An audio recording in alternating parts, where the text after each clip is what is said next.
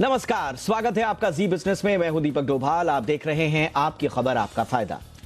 महंगाई थामे नहीं थम रही है। ऐसे में मॉनेटरी पॉलिसी से जो उम्मीद थी वही हुआ। आरबीआई ने फिर से रेपो रेट 0.5% बढ़ा दिया है। इससे महंगाई तो शायद कुछ काबू में आएगी, मगर सभी तरह के कर्ज भी महंगे हो जाएंगे। खासकर होम लोन की मार जोर की पड़ेगी।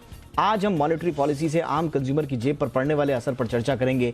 महंगे कर्ज का बोझ कैसे कम किया जा सकता है, सस्ता कर्ज लेने के लिए क्या क्या विकल्प हैं, क्या पर्सनल फाइनेंस की दुनिया में कोई ऐसा उपाय है, कोई रामबाण है जिससे कर्ज की हेजिंग हो पाए।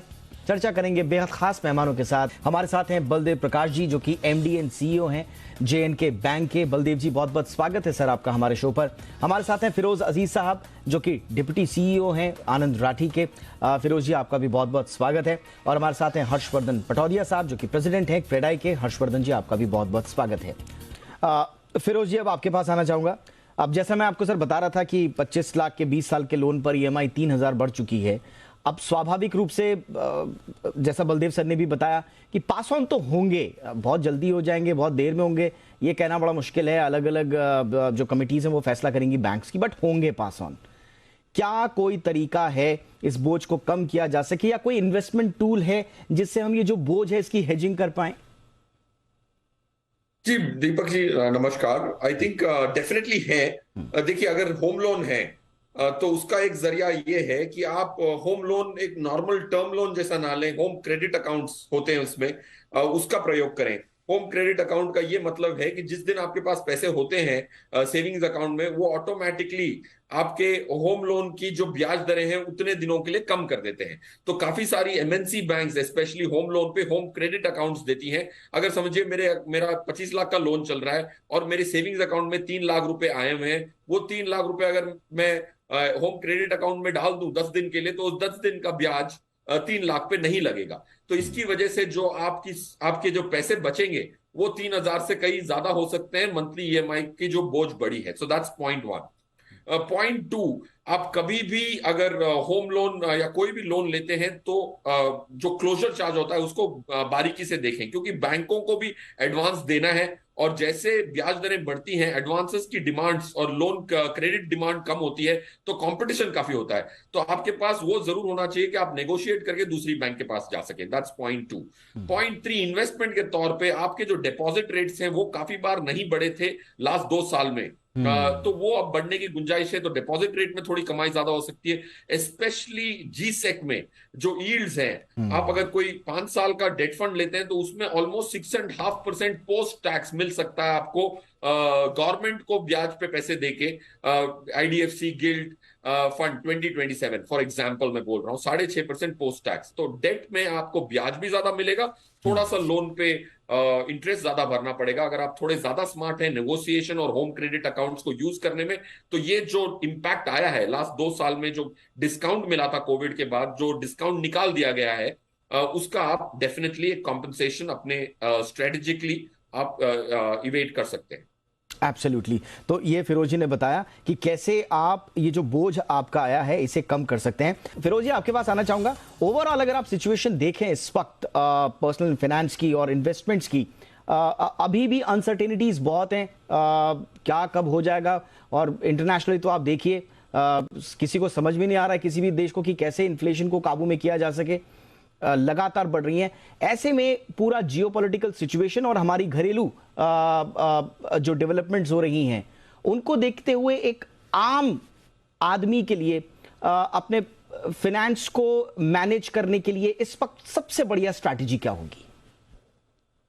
यस, जो आपने कहा ना दीपक जी की बहुत स्थिति अनसर्टन है globally specially, but silver lining in the dark cloud ये है कि इंडियन कॉन्टेक्स्ट में जो आज हमारी इन्फ्लेशन की टारगेट है 6.7, वो 10 ईयर एवरेज से कम है।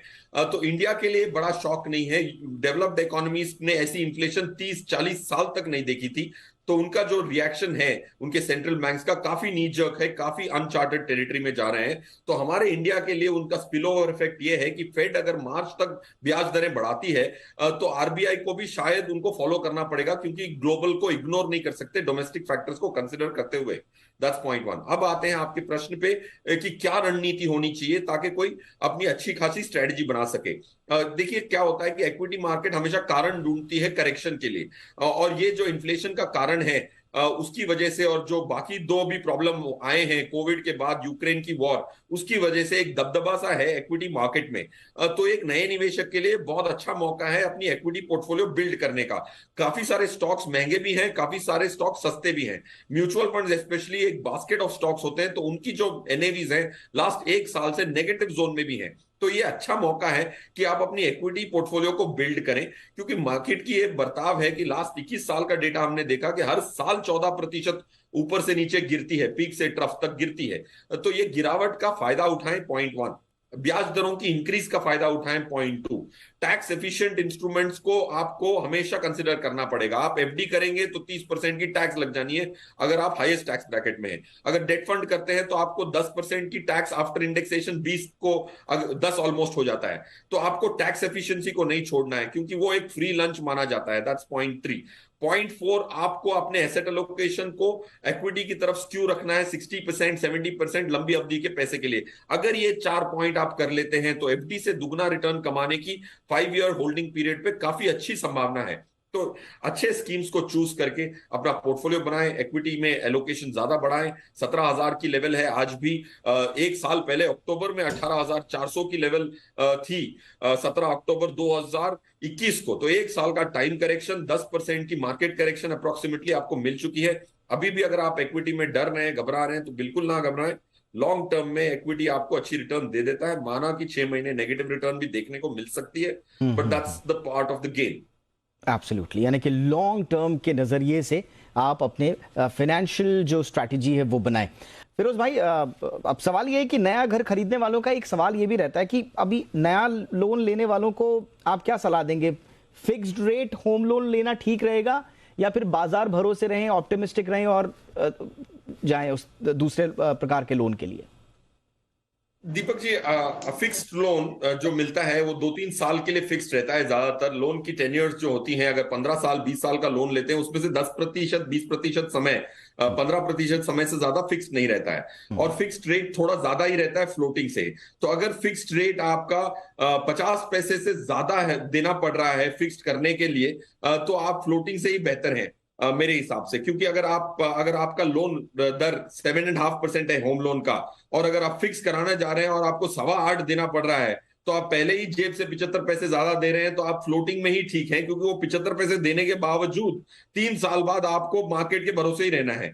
तो ये 3 साल में आप 75 पैसे अगर आप देखें तो 3 साल 75 देना कंफर्म है अगर आप फिक्स्ड करते हैं। तो अगर 50 पैसे का अंतर हो फिक्स्ड और फ्लोटिंग में, तो आप फिक्स्ड की तरफ खींचें, क्योंकि ब्याज दरें बढ़ रही हैं। बट एवरेज इंटरेस्ट रेट मेरे हिसाब से ज्यादा बढ़ना नहीं चाहिए।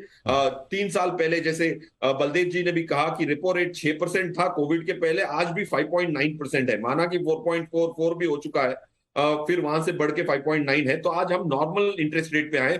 उसके पहले के 8 साल की एवरेज 6.7 की रही है रेपो रेट की। तो आज भी हम पीक पे नहीं है। तो 50-60 पैसे की और गुंजाइश है, 70 पैसे की गुंजाइश है इंक्रीज की। बट फिक्स्ड के लिए अगर बहुत महंगा देना पड़ रहा है तो आप फ्लोटिंग में ही जाएं और इतना व्यय ना करें। इंडिया की स्थिति काफी अच्छी है ग्लोब के मुकाबले।